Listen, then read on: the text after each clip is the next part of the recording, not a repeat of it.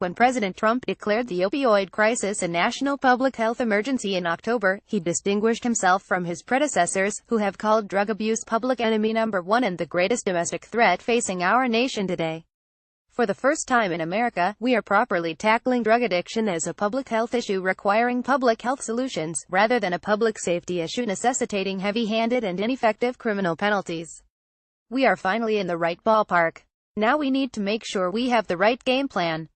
Even with the shift in focus to the public health ramifications of addiction, American political leaders, healthcare providers and justice officials have a difficult time combating drug abuse. The problem is that they don't understand the perspective of the person taking the drug. To those using them, drugs aren't a problem, drugs are a solution to their problems. Drugs help people deal with fear, anger, shame, isolation, depression, and other real and deep problems many of us experience on a daily basis. We all occasionally attempt to resolve, or at least escape, these core dilemmas through inappropriate, or ineffective means. Illicit drug use is a particularly destructive and dangerous choice, but it is still an attempt to fix a problem. For the many people who are unable or unwilling to do the time-consuming work of resolving painful, life-controlling issues, drugs offer some form of immediate relief. There's a reason a drug dose is called a fix. If the solution is providing relief, the seemingly remote prospect of criminal penalties is just not an effective deterrent. Telling people to just say no, language Attorney General Jeff Sessions invoked on the day President Trump issued his declaration, ignores the real and pressing problems. So how did Americans get so bad at choosing healthy solutions to life's problems, and how did our government get so bad at choosing solutions to the problem of drug abuse in our communities? Though drug dependence is an extreme solution, it's an outgrowth of an attitude common to all of us.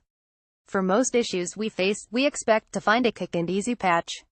That's the key message we get from ads for all sorts of products.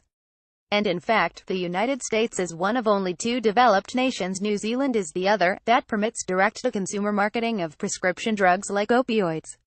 Our core institutions also seem to be created for and fueled by failing government solutions. Prisons are a prime example. When someone commits a crime very often related to a drug addiction, we incarcerate him or her. The experience of being in prison often leaves more individuals than ever plagued by fear, guilt, shame, anger and disconnection. It's only logical that people whose internal problems have worsened will quickly turn to more doomed solutions. The evidence bears this out. 2/3 of released prisoners will be arrested again within 3 years, cycling back into an ineffective and expensive system. Yet, we still manage to be surprised that spending years locked in a small cell does not transform people with drug addictions into model citizens. We still manage to think that people with a drug addiction are basically different, defined by their poorly chosen solution, instead of their basic human dignity. We remain addicted to drug enforcement and criminal justice policies that we cannot afford and that do not deliver on their promise of relief. Declaring opioid addiction to be a public health emergency is an important step in the right direction, especially if it draws public attention and funds toward a crisis that is harming large numbers of Americans, their families and their communities.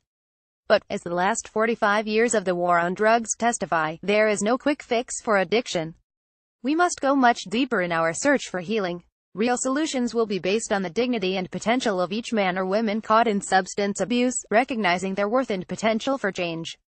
We must demand lasting change instead of easy answers. And we must relentlessly pursue public policy solutions for the underlying problems, including restorative criminal justice reform, drug courts, drug treatment, and mental health care, that heal our neighbors instead of causing more harm, before it's too late.